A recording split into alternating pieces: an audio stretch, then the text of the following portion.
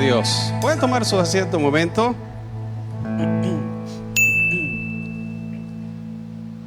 Dios les bendiga. Bienvenidos a la casa del Señor. Agradecemos a Dios por este día y sé que mañana las mamás van a estar de fiesta, ¿no? Aunque el domingo es la celebración acá. Así que, bueno, esperamos que ninguna mamá haya de faltar o vaya a faltar, más bien dicho, este domingo. Así que, pero en esta tarde, ya casi noche, vamos a hablar de un tema muy interesante que vamos a tomar de Jueces capítulo 1. Vamos a ir al libro de los Jueces capítulo 1, versículos del 1 al 7. Jueces capítulo 1, versículos del 1 al 7. Mire lo que dice la palabra del Señor. Jueces capítulo 1, versículos del 1 al 7. Dice, lo leemos en el nombre de nuestro Señor Jesucristo. Aconteció después de la muerte de Josué que los hijos de Israel consultaron a Jehová diciendo, ¿quién de nosotros subirá primero a pelear contra los cananeos? Y Jehová respondió, Judá subirá. He aquí que yo he entregado la tierra en sus manos. Y Judá dijo a Simeón su hermano, sube conmigo al territorio que se me ha adjudicado y peleemos contra el cananeo, y yo también iré contigo al tuyo. Y Simeón fue con él. Versículo 4.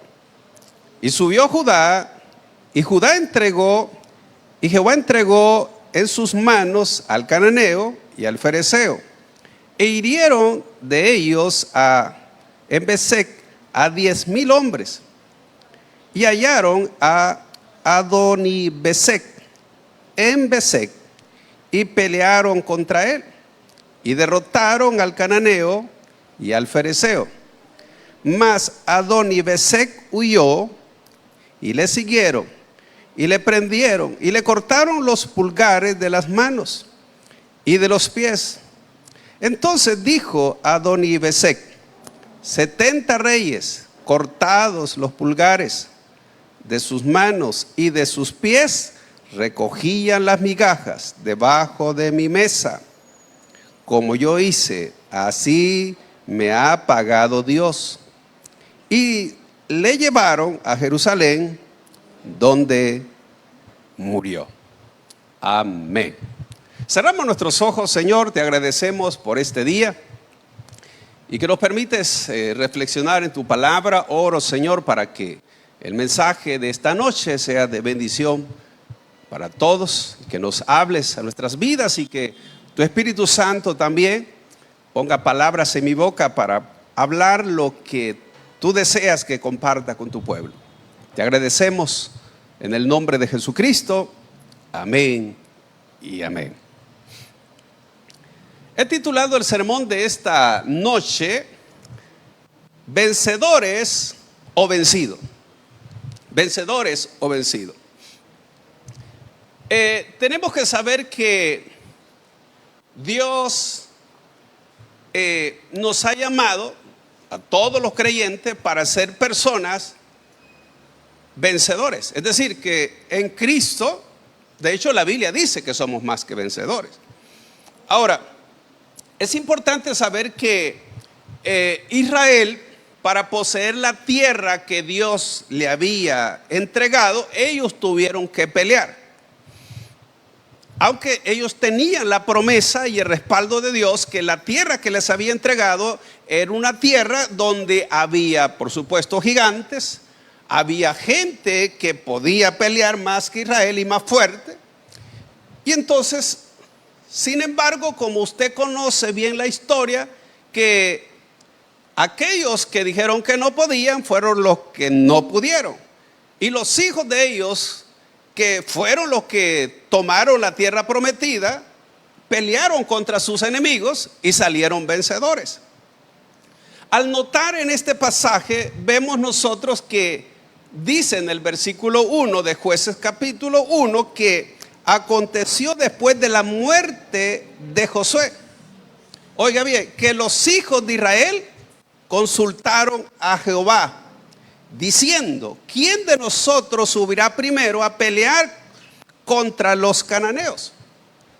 Oiga bien, es importante, amados, que para ciertas tareas específicas o importantes en nuestra vida, pidamos dirección a Dios.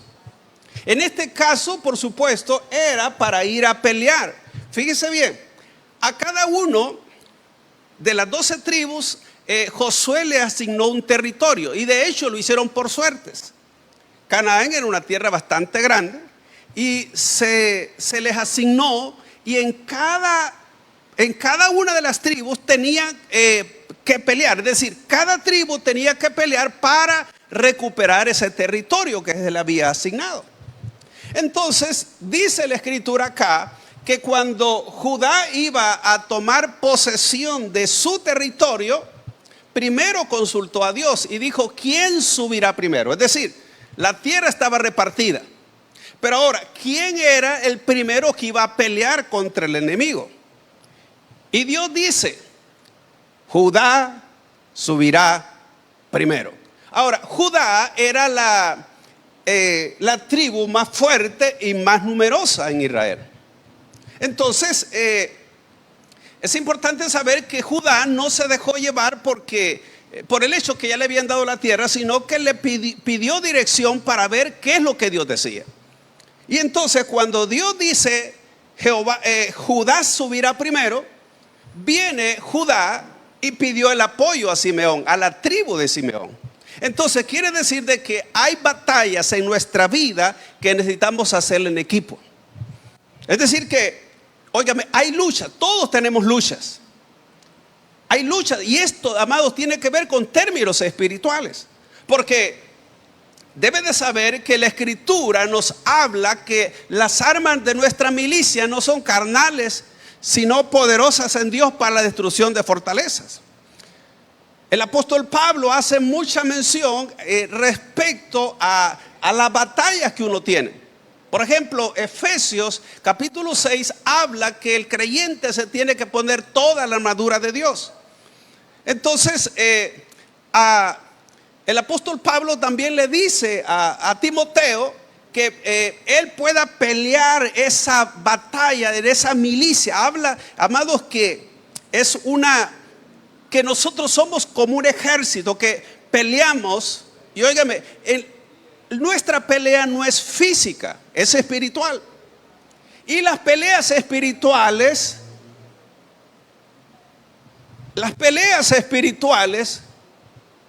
no se ganan con la fuerza humana, solo con la fuerza espiritual. La Biblia dice que hay que acomodar lo espiritual a lo espiritual. Entonces, por lo tanto, cuando queremos nosotros ser vencedores en nuestra fuerza, no podemos. Ahora, la pregunta: ¿de dónde recibe el creyente la fortaleza? ¿De dónde recibe el creyente la ayuda para poder vencer? Amados, el título, como les dije, es vencedores o vencidos. Hay creyentes que por un tiempo se mantienen como vencedores, pero muchos, como bajan la guardia, son vencidos. Entonces, cuando alguien es vencido, el enemigo hace burla. Entonces, si usted ve, la escritura dice que el diablo anda como león rugiente viendo a quien devorar. Entonces, eso significa que uno tiene que estar alerta. ¿Por qué? Porque una de las cosas que el enemigo quiere es verlo a usted derrotado, es verlo vencido. Y cuando usted es vencido, óigame, otros que están detrás de usted o al lado suyo también son vencidos. Le digo porque yo he visto a veces acá en la iglesia, he notado cuando, por ejemplo, la mamá o el papá es vencido, los hijos son vencidos también. ¿Por qué? Porque si el papá ya no viene a la iglesia, los hijos tampoco. Tal vez no en todos los casos, pero he notado eso, que cuando alguien, es decir, alguien bajó la guardia, los demás bajan la guardia. Por eso el cristiano, el creyente, tiene que estar alerta para no ser vencido en batalla, en esa batalla espiritual que la Biblia dice. Entonces, veamos acá, Josué había muerto. Óigame, pero ellos tenían que recuperar cada una de las tribus tenían que recuperar, o más bien dicho, tomar posesión de la heredad que Dios les había dado. Pero ellos tenían una batalla que pelear para echar de su territorio al enemigo. Y una de las fallas a veces nuestras, amados, es que como que nos acostumbramos a vivir con el enemigo. Es decir que como que hay áreas de nuestra vida donde el enemigo tiene control. Por tiempo no vemos, pero usted va a encontrar tanto en el libro, creo en los Jueces, cuando Israel no pudo echar a todos los enemigos. Y esos enemigos que no echó, dice que eran como aguijones para ellos. Es decir, que en los territorios habían enemigos que no habían sido expulsados. Y entonces esos enemigos que no habían sido expulsados les sirvieron de obstáculo a ellos, fueron tropezadero. Ahora bien, cuando vemos acá en el versículo 3 de capítulo 1 de los Jueces, dice el versículo 3: y Judá dijo a Simeón su hermano, sube conmigo al territorio que se me ha adjudicado y peleemos contra el cananeo, y yo también iré contigo al tuyo. Y Simeón fue con él. Versículo 4: y subió Judá, y Jehová entregó en sus manos al cananeo y al fereceo, e hirieron de ellos en Bezec a 10,000 hombres. Ahora, fíjese bien que la unión hace la fuerza, amados. Cuando alguien no tiene fuerza espiritual para luchar, a veces necesita a alguien que le apoye. Pero tiene que ser humilde, decir, mira, ayúdeme a orar en esto, pero él tiene que estar orando también, porque ahí los dos fueron a pelear. No se trata que usted le diga a alguien, mira, ora por mí, pero yo no estoy orando por mí. Sino que si a alguien le digo que me ayude a orar o que ore por mí, yo también tengo que estar ahí en la batalla. Porque es fácil, amados, decirle a otro, oren por mí, ¿verdad? Pero yo no oro. Y aquí los dos subieron a pelear. Y dice, note que Dios les entregó en las manos de ellos al enemigo. Y hirieron como 10,000, así dice. Entonces, e hirieron de ellos en Bezec a 10,000 hombres, dice el final del versículo 4. Entonces, quiere decir que cuando hay unión, entonces es más fácil poder vencer. Luego, me interesa lo que dice el versículo 5, mire. Y hallaron a Adoni-Bezec en Bezec, y pelearon contra él y derrotaron al cananeo y al fereceo. Mas Adoni-Bezec huyó, y le siguieron y le prendieron y le cortaron los pulgares de las manos y de los pies. Entonces mire lo que dice el 7. Entonces dijo Adoni-Bezec: 70 reyes, cortados los pulgares de sus manos y de sus pies, recogían las migajas debajo de mi mesa. Como yo hice, así me ha pagado Dios. Y le llevaron a Jerusalén, donde murió. Ahora, es interesante saber que uno de estos reyes que había huido, óigame, este rey Adoni-Bezec dice que en su tiempo él había, a 70 reyes le había cortado los pulgares de las manos y de los pies. 70.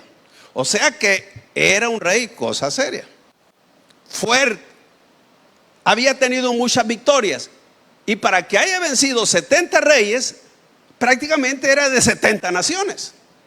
Ahora, piense, este que había sido un vencedor, hoy estaba vencido. ¿Y quién lo había vencido? Judá y Simeón. Entonces, no importa qué tan fuerte sea el enemigo, si Dios está con uno, tenemos asegurada la victoria. Gloria al Señor. Entonces, vemos acá que este rey reconoce algo y dice: así como yo le hice a los reyes, así me ha pagado Dios. Y óigame, esto por supuesto tiene también una aplicación, porque lo que la persona siembra, eso cosecha, ¿sí o no? Entonces por eso uno tiene que tener cuidado qué es lo que siembra. Cuando usted diga: a ver qué estoy pagando, entonces usted está teniendo una cosecha de cosas que sembró y se le ha olvidado. Claro, este rey, esa cosecha era terrible. ¿Por qué? Porque él lo había hecho con 70 y ahora lo hicieron con él. ¿Y a quién usó? A los hijos de Israel, a Judá y a Simeón. Ahora, ¿cómo el sermón se llama vencedores o vencidos? Cuando yo leo en la Biblia que solo los vencedores son los que van a heredar la vida eterna, yo solo quiero que veamos 2 versículos y usted lo demás lo puede leer en su casa, pero cuando usted lee la carta a las 7 iglesias de Apocalipsis, a todas las iglesias le dice: el que venciere. Oiga, a las 7, Dios le dice a las 7: el que venciere. Mire lo que dice Apocalipsis 2:7. El que tiene oído, oiga lo que el Espíritu dice a las iglesias. El que venciere, le daré a comer del árbol de la vida, el cual está en medio del paraíso de Dios. Ahora note acá que a la iglesia de Éfeso Dios le dice eso: el que venciere, oiga, al que venciere le daré a comer del árbol de la vida, el cual está en medio del paraíso de Dios. O sea que usted y yo vamos a comer del árbol de la vida, pero para eso tenemos que ser vencedores. En Cristo, ya le dije, somos más que vencedores. Ahora, pero para ser vencedores tenemos que pelear la buena batalla. El que no pelea la buena batalla es vencido. Entonces, mire lo que dice Efesios 2:11. El que tiene oído, oiga lo que el Espíritu dice a las iglesias. El que venciere no sufrirá daño de la segunda muerte. Ahora, miren, amados, que en verdad esto nos dice que todo creyente tiene que ser un vencedor. A las 7 iglesias, léalo en su casa, a cada uno al final, amado, le dice: el que venciere, al que venciere, al que venciere. Entonces, ¿por qué? Porque en verdad todos los que son hijos de Dios tienen que ser vencedores, porque Cristo no fue derrotado, amados. Cristo venció hasta el diablo mismo. Cristo venció la muerte. Cristo, óigame, se levantó de entre los muertos. Jesús fue levantado. ¿Para qué? Para que nuestra mirada sea puesta en Él y que sepamos que así como Él venció, está para ayudarnos a nosotros a ser vencedores también.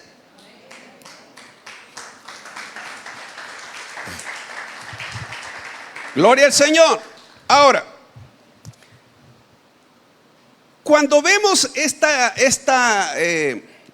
pasaje que hemos leído de el libro de Jueces, vemos que el rey había hecho con los reyes que él había vencido. Le cortó los pulgares de las manos. Ahora, ¿por qué le cortó los pulgares de las manos? Piense usted, si alguien no tiene el dedo gordo que le llamamos nosotros, ¿verdad?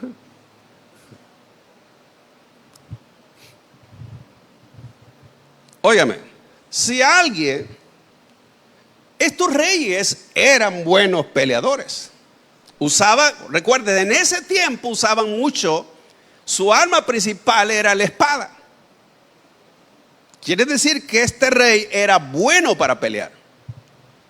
Pero al quitarle sus pulgares, lo dejaba inhabilitado para pelear. No podía agarrar con fuerza la espada. Entonces quiere decir que lo dejaba fuera de combate. Ya no luchaba. Entonces, fíjese bien. Y es que una de las cosas que el enemigo quiere es que los creyentes ya no combatan. Es inhabilitarlo. Estos reyes estaban inhabilitados al cortarle los pulgares, amados, no podían pelear. ¿Y cuál es el arma que nosotros usamos? Es la palabra de Dios. Ahora fíjense bien, pero como es una aplicación espiritual, note, mire lo que dice Efesios 6:17. Efesios 6:17. Y tomad el yelmo de la salvación y la espada del Espíritu, que es la palabra de Dios. Ahora, note, para nosotros la espada es la escritura. La espada del Espíritu es la palabra, es decir, la Biblia, pues. Entonces, fíjense, para aquellos era una espada física. Para el creyente es una espada, hablando espiritualmente, como la palabra. Cuando alguien deja de usar la palabra, cuando alguien ya no usa la escritura, cuando alguien, amados, la tiene de adorno en su casa, ya no usa la escritura, ya no la lee, ya no la estudia, ya no memoriza versículos, ya no memoriza los libros, ya, amados, cree que ya lo sabe. Óigame, entonces está deshabilitado. Y una de las cosas que el enemigo quiere es que el creyente ya no use la escritura y queda inhabilitado. En este caso, él ya no podía pelear. Pero en términos espirituales hay creyentes que el enemigo los ha inhabilitado para pelear. Fueron un tiempo buenos guerreros, luchadores, personas que se esforzaban, personas que amaban a Dios, personas que eran entregadas. Pero eso fue en otro tiempo. Ahora ya no son amenaza del enemigo. Pregúntele que tiene a su lado, ¿cuándo dejaste de ser amenaza para el enemigo? ¿Cuándo fue, amados, que usted dejó de pelear y que otros peleen, pero yo? Muy bien, gracias. A mí me gusta estar en aguas de reposo, en lugares de delicados pastos, pero ya no me gusta pelear. Óigame, hay muchos creyentes en las iglesias donde el diablo no les tiene no se preocupa en absoluto por ellos, porque no luchan, no se esfuerzan, no oran, no leen la palabra, ni se congregan. ¿Por qué? Porque los inhabilitó. Le cortó los pulgares. Lo que pasa es que muchos creyentes no se dan cuenta que ya no tienen los pulgares, hablando espiritualmente, por supuesto. Ya no luchas, ya no te esfuerzas. Entonces, eso es lo que pasaba. Vino Judá y le corta los pulgares. Pero, óyeme, no solo le cortó los pulgares de las manos, sino también de los pies. Fíjese bien que al cortarle los pulgares de los pies no tenía estabilidad, no tenía equilibrio y no pueden correr. Una persona que no tiene el dedo pulgar o el dedo gordo, como le decimos los salvadoreños, no tiene estabilidad. Si no, prueba un día, vuelves el dedo, vamos a ver. No, solo para probar, ¿va? No, amado, no tiene. Óigame, el dedo pulgar le da estabilidad al pie. No piense que está de adorno. Tampoco este dedo está de adorno. Eso para que empuñe bien lo que tiene que empuñar. Y en el caso de ellos era, amados, era el arma, la espada.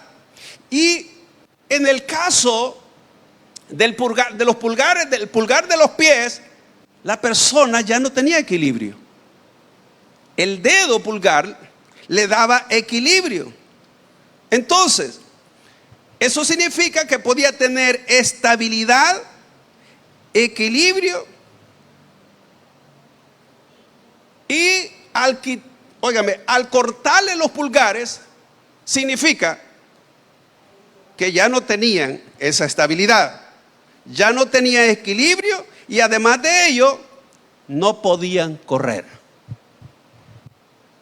Los creyentes en Cristo tienen que tener estabilidad, tienen que tener equilibrio y tienen que saber correr también. Cuando usted el diablo lo hace para allá y para acá, usted no tiene equilibrio. Cuando vienen los problemas, si usted huye, usted no puede correr, el enemigo lo devana. Entonces, ¿cuántos creyentes habrán en las iglesias que están sin equilibrio? No están firmes, pues. No corren la carrera. No pelean. No están firmes. ¿Por qué? Porque están fuera de combate. ¿Y sabe lo que el diablo dice? No, eso ya no me preocupan. Esos están fuera de combate, ya no luchan. Lo que estos creyentes dicen, bueno, si no puedes contra la corriente, únete a ella.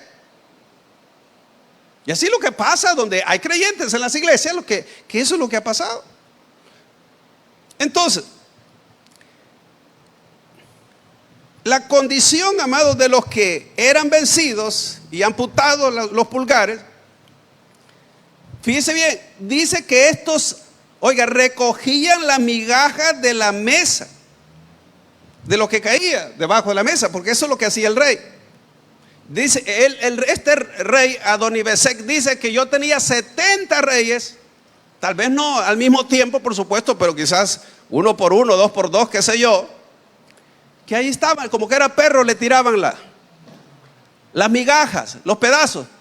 Así como hay personas, bueno, en el campo lo hacen, pero aquí casi no, de que a los perros están comiendo a la persona y le tiran pedazos. Aquí no se acostumbra, pero en el campo sí. Un hueso, ahí va. Un pedazo de tortilla, ahí va. Aquí es diferente, pero en el campo así le dan de comer a los perros. Es decir, tiran los pedazos. ¿Y sabe qué significa eso para una persona? En el caso de este rey, vergüenza. Porque, lo hacían comportarse como perros. Además del dolor y sin poder volver a luchar. Entonces, ¿cuántas personas se conforman con las migajas de lo que Dios tiene para ellos? ¿Y cuánto va a volver a luchar? Es la pregunta. Estos ya no podían luchar. La ventaja de un creyente es que sí puede volver a luchar, a esforzarse. Entonces, este rey Adonibesec los había, despojado de sus territorios, de sus posesiones, de su honor y de su identidad a cada uno de estos reyes, de los 70. Entonces, ahora, hoy le pasó lo mismo a él. Y él lo reconoce, dijo, Mire, como yo hice, así me han hecho a mí. Así me ha pagado Dios. Ahora, entonces, ¿cuál es esa aplicación espiritual para nosotros? Hablando de este caso de este rey. Que una de las cosas que el enemigo hace en la vida de muchos creyentes es sacarlos de combate, porque él ya no quiere que luches y te esfuerces. Entonces, en las iglesias hay creyentes que ya no luchan ni se esfuerzan. ¿Y sabe lo que dice el diablo? No, este ya lo saqué de combate. Ya no lucha, ya no se esfuerza. Si no quiere venir a la iglesia, no viene. No quiere servir, no sirve. Dejó de ser constante, dejó de orar, dejó de amar a Dios. También te quita la estabilidad, te quita el equilibrio, para que ya no te pares con firmeza y así ya no puedas correr la carrera que tienes por delante. Y esto, lo digo, pasa en general en las iglesias. Entonces, aquellos, amados, que carezcan de dedos pulgares o de los pies, no están firmes, sino que, como está escrito, amados, son personas de doble ánimo, son personas inconstantes en todos sus caminos. No los va a ver usted firme siempre. No, cualquier cosa los debilita, cualquier cosa los desanima. También le roba lo que es suyo, le quita los derechos, te quita las bendiciones y por último te deja inútil.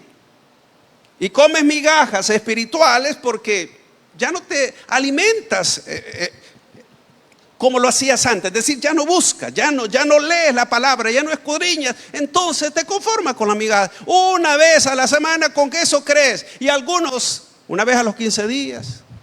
Otros una vez allá a las 3 semanas. Y ahí está. Entonces, mire lo que dijo Jesús, Mateo 15, 26 y 27. Respondiendo, él dijo: no está bien tomar el pan de los hijos y echarlo a los perrillos. Y ella dijo: sí, Señor, pero aún los perrillos comen de las migajas que caen de la mesa de sus amos. ¿Para quién son las migajas?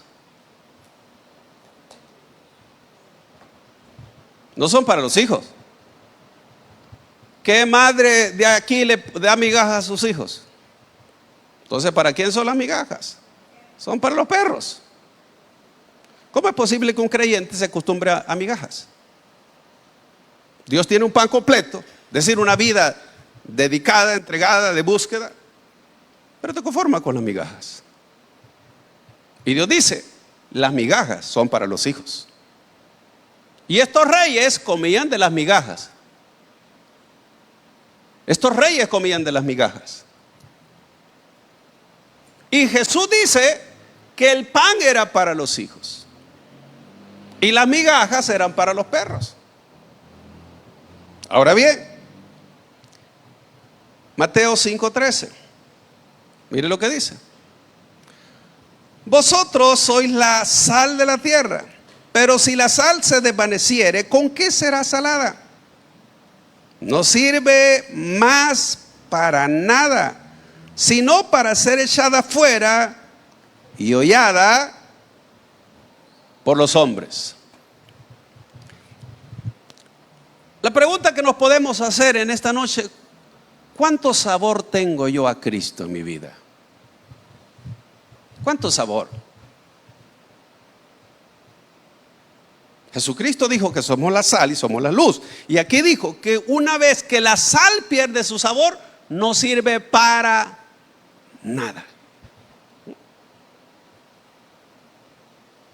Ahora, me gustaría, amados, recordarles la forma en que Dios nos trata a nosotros. Mire, cuando vivíamos sin Cristo, el diablo hacía con nosotros lo que quería. Ha de suponerse que una vez venimos al Señor, las cosas cambiaron totalmente. Porque el Señor nos trasladó de las tinieblas a su luz. Ahora, a partir de ahí Dios nos trata como hijos. Pero usted tiene que saber que hay un enemigo que lo quiere ver arruinado, destruido, alejado de Dios y del propósito, y que si usted no se mantiene firme, alerta, lo puede derribar. Y lo puede tener comiendo migajas debajo de la mesa. Entonces, Dios en verdad nos trata como a hijos. El Señor en realidad nos trata como quienes somos, como hijos. Él quiere lo mejor para nosotros, porque somos sus hijos. Además, Dios nos piensa llevar a vivir allá, a su palacio. Jesucristo dice que Él fue a preparar morada, fue a preparar lugar para nosotros. Es decir, Dios tiene pensamientos que nosotros quizás ni imaginamos. También nos invita a comer a su mesa, porque el pan es para los hijos. Quiere decir que los creyentes deben de pedir lo que Dios tiene para nosotros. Porque a veces espiritualmente nos conformamos con las migajas. Hay que decirle a Dios: Señor, yo soy tu hijo, entonces yo quiero de lo que tú tienes para mí, del pan. Es decir, de todas las bendiciones completas que Dios tiene para nosotros, no de migajas de bendición. Pero para tener derecho a ello, tenemos que mantenernos firmes. Es decir, con una lucha siempre sin ser vencidos, tomando fuerza y diciéndole a Dios: Señor, yo quiero hacer lo que tú me mandaste a hacer. Yo no quiero ser derrotado, yo no quiero ser vencido, yo quiero vivir la vida que tú diseñaste para mí. Porque el problema es, amados, que muchos de nosotros vivimos la vida que a nosotros nos parece, no la que Dios planeó para nosotros. Y ahí es donde fallamos. Entonces, voy terminando. La misericordia de Dios no tiene límite. Entonces, por cuanto somos hijos, debemos reclamar lo que nos pertenece. Ahora, es probable que el enemigo te haya hecho creer que ya estás vencido. Pero aún, si crees que estás vencido y buscas la ayuda del vencedor, puedes vencer.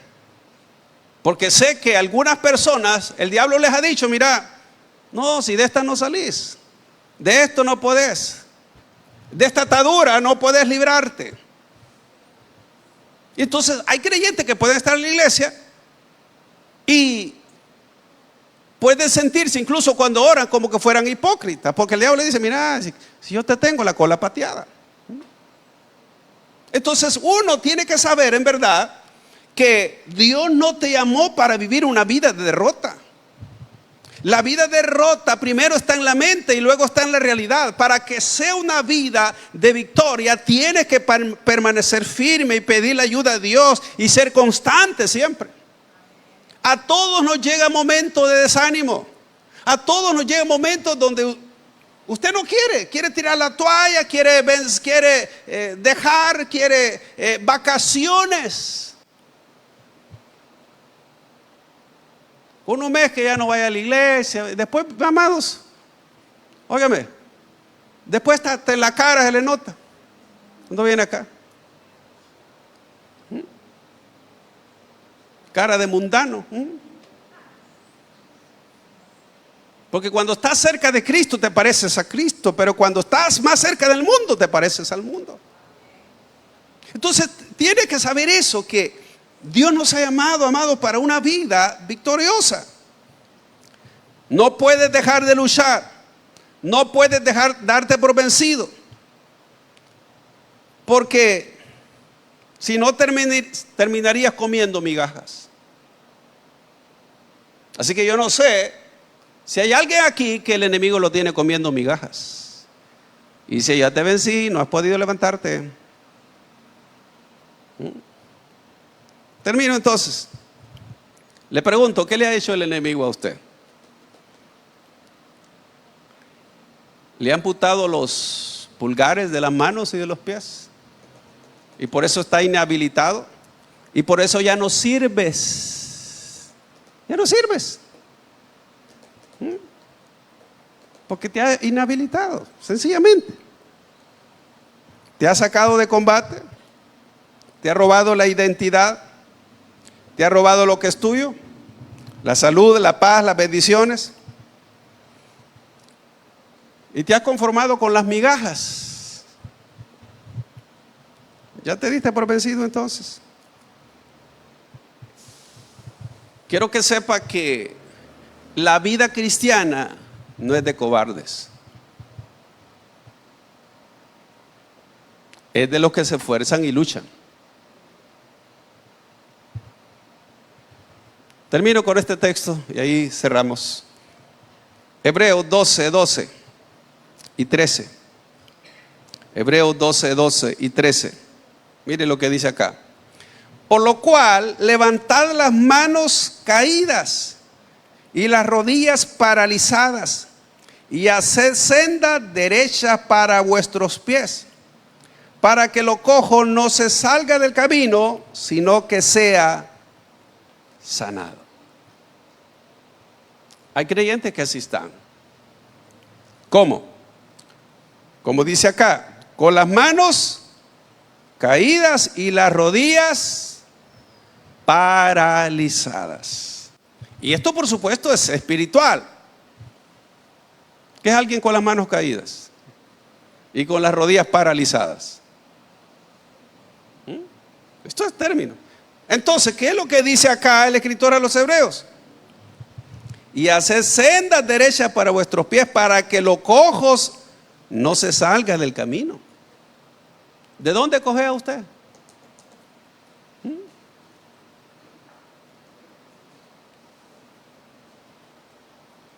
Dice para que los cojos se salgan del camino, sino que sea sanado. Oiga, mi hermano, lo peor que le puede pasar es que usted se conforme y que esa es la vida que usted cree que Dios quiere para su vida, para usted. Y dice, no, sí, yo sí estoy bien. Y ya se conformó. ¿Por qué? Porque lo han inhabilitado. ¿Y cómo lo sabe? Sencillo. Porque está fuera de combate. No se lucha, no esfuerza, no. Dejó de luchar. Y está fuera de combate. Así que, entonces, pregunto, ¿usted es un vencedor o es un vencido? Eso usted lo sabe, yo no sé. Cada quien puede examinarse, bueno. Pero si usted se considera un vencido, tiene que acudir al vencedor, decirle, Señor, yo no quiero estar así. Yo no quiero estar comiendo migajas espirituales. Yo no quiero estar paralizado. Yo no quiero estar inhabilitado. Yo no quiero estar fuera de combate. Porque eso es lo que el enemigo hace. Y luego dice, bueno, ni modo, ya no hay nada que hacer. ¿Cómo que no hay nada que hacer? Todo está, lo que dice Hebreos 12, que ya le leímos. Que hay que, eso que tiene las manos caídas y las rodillas paralizadas, pues tiene que darse cuenta, reconocer pues que hay algo que no está bien. Y volver a levantarse. La Escritura dice, 7 veces cae el justo y vuelve a levantarse. Así que Dios no quiere verlo postrado. Está bien delante de Él, ¿verdad? Pero que no el enemigo lo tenga así, inhabilitado. Así que esta noche es momento para que le diga, Dios, Señor, quizás ya me acostumbré. Pero, ¿sabe cómo puede saber usted que no está bien? Que le pregunte a Dios, Señor, examíname. Y Dios le va a hacer ver qué es lo que tiene que arreglar. Hemos llegado al final de este mensaje. Si usted no ha recibido a Jesucristo como su Señor y Salvador personal, o usted se ha alejado de los caminos de Dios y desea reconciliarse, yo le hago la invitación para que en esta oportunidad reciba a Cristo. ¿Y cómo lo va a hacer? Repitiendo conmigo la siguiente oración. Señor Jesús, yo te recibo hoy como mi único Salvador personal. Creo que eres Dios, que moriste en la cruz por mis pecados y que resucitaste al tercer día. Me arrepiento, soy pecador. Perdóname, Señor. Doy gracias al Padre por enviar a su Hijo a morir en mi lugar. Gracias, Jesús, por salvar mi alma hoy. Amén. Si usted ha hecho esta oración, yo le invito para que se congregue en una iglesia donde se predique el Evangelio de Jesucristo. Que usted pueda también leer la palabra de Dios para que tenga mayor conocimiento de Él y pueda orar. Orar es platicar con Dios. Y si no, le invitamos a nuestra iglesia en Tabernáculo de Restauración, acá en Soyapango, con nuestros horarios de día domingo, 8 y 10, y día viernes a las 6 de la tarde. Todos serán bienvenidos. Que Dios les bendiga.